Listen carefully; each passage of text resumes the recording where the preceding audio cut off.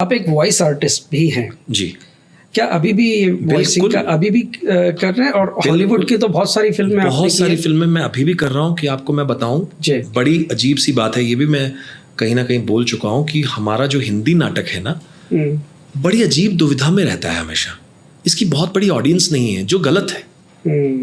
बहुत ऑडियंस होनी चाहिए। बहुत ज्यादा पैसे खर्च करके आप हिंदी नाटक में नहीं जाते।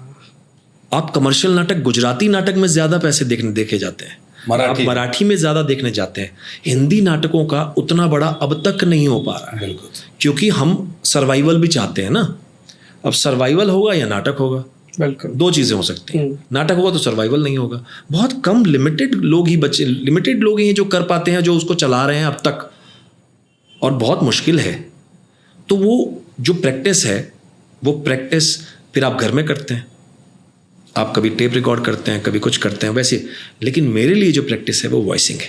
आपने जैसे कहा अभी, मेरी जो इतनी अच्छी प्रैक्टिस होती है, जिसके लिए मुझे पैसे भी मिलते हैं सही है। तो उसके लिए यानी अब मैं जाता हूँ और मैं अब यकीन मानिए, बड़ी अजीब बात है, यहाँ मेरा पूरा स्टाफ होता है फिल्मों में। वहाँ वैनिटीज़ होती हैं, पूरा एक वैनिटी सिंगल, ये होगा वो होगा ऐसा कुछ होगा। यहाँ मैं आराम से पूरा उसमें डबिंग में जाता हूँ। मैं पूछता भी नहीं उनसे कि आप मुझे क्या पैसे, क्योंकि मेरा ये पुराना ग्रुप है।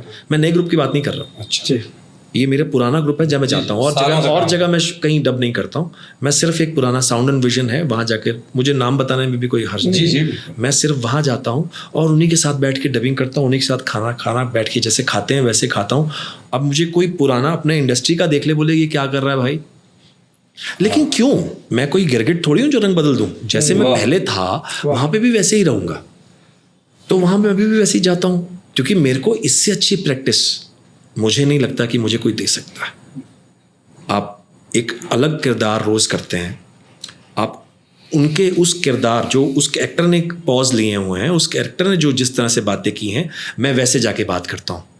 मुझे एक अलग आवाज़, जो आपको मेरी एक्टिंग में कहीं ना कहीं मिलता है कि वॉइस मॉड्यूलेशन भी मिल रहा है, चीज़ें भी मिल रही हैं, तो मुझे सीख तो वहाँ से मिली हुई है।